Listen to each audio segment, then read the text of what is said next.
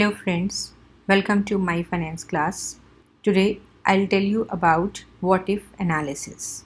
Friends, in Excel, financial models are often designed with parameters. So what if analysis helps us in setting these parameters so that we can change our output. So what if analysis allows the user to test the impact on the outcome of a model by changing values in certain cells. And this is possible by applying two very important functions. They are goal-seek and solver. The goal-seek function and the solver are excellent tools when we want to perform more advanced sensitivity analysis. Now, what is goal-seek? So goal-seek function is designed for plain problems. When we have simple problems, so goal-seek functions helps us where we want to find the parameter value that gives a specified result. Whereas the solver is used for more complex problems and allows us, for instance, to change several parameters and specify restrictions when setting a result to a specified value. So first I'll tell you how to use goal-seek function. Goal-seek is simply used to examine what would happen to an input or an assumption if we wanted the end result to be different from the result obtained. It will allow you to change only one parameter at a time. All other parameters need to remain the same as originally defined. I have taken example of project planning and cost analysis where the employees are supposed to work for 70 days.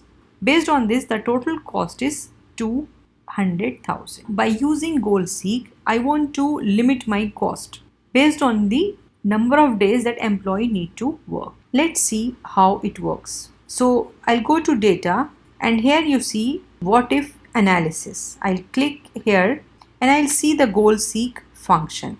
I'll select the goal-seek function. Here we have set cell to value by changing cell. Now what is the set cell?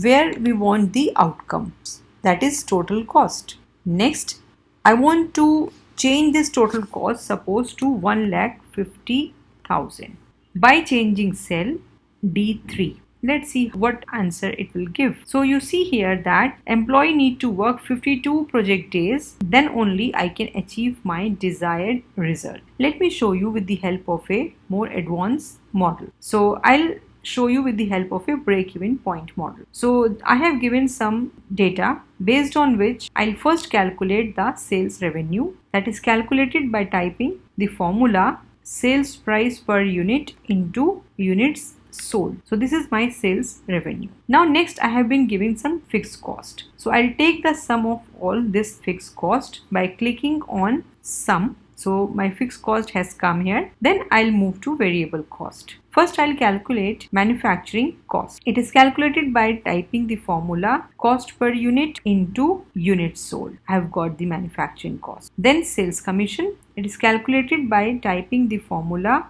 5% commission into sales revenue. So this is my sales commission. Now I'll take the sum of variable cost. I've got this variable cost here. Now I have to calculate my total cost, that is calculated by taking total fixed cost plus total variable cost. Then comes your total profit. Total profit is calculated by typing the formula sales revenue minus total cost. Now I have to find out the profit margin, that is calculated by taking total profit divided by sales revenue. I have got the profit margin. Now how I'll apply the goal-seek function in this income statement. So I want to find out that what would be the sales volume in C5 that will give my profit 0. So I'll take C24. What value I want? 0 by changing units sold. Now let's see how it works. So I need to sold out 54,406 units if I want my profit to be 0. Now I want to know what is the price per unit level to break even. I'll open the goal-seek. I select the profit to 0 by changing sales price. Now let's apply. So my sales price should be $16.13 if I want to break even. Now suppose I want to find out marketing budget. Suppose my marketing budget is 250,000. So I want to change marketing budget. So again I'll apply goal seek. Now I want to reduce my profit to 0 by changing marketing budget. So my marketing budget should be 507,300. So this way I can change different cells and I can find out my break even. So changing few of the inputs one at a time, either the sales volume or price per unit or any one of other inputs like I used for marketing,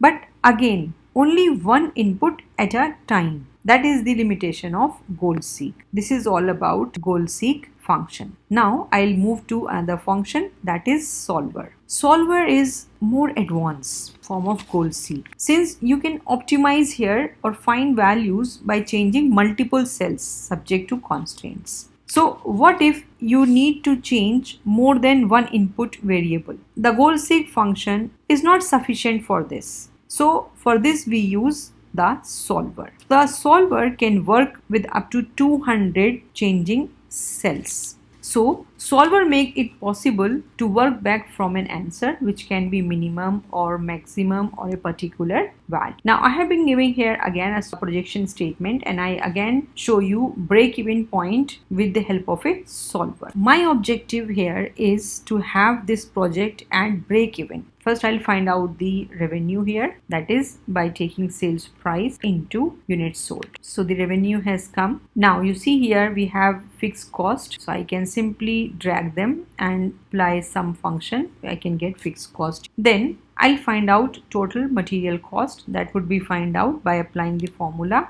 material cost into units sold. Then total assembly cost can we find out by applying the formula assembly cost per unit into units sold. I'll find out the total variable cost by taking total material cost plus total assembly cost. Now I'll find out the total cost, that is by taking total fixed cost plus total variable cost. The operating income would be equal revenue minus total cost. My operating income is negative. Now you see that the budget gives you the project loss of 140,000. Now you want to find out that what do you have to change to eliminate this negative gap of 140,000 and change it to 0. The beauty of solver is that you can use more than one inputs that you can change. For example, finding out how varying both the unit price and the number of units sold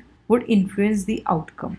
First, I'll tell you how to add in the solver. By clicking on tools, go to Excel add-in. You see here solver. You can click it here. Now you see the solver has added here.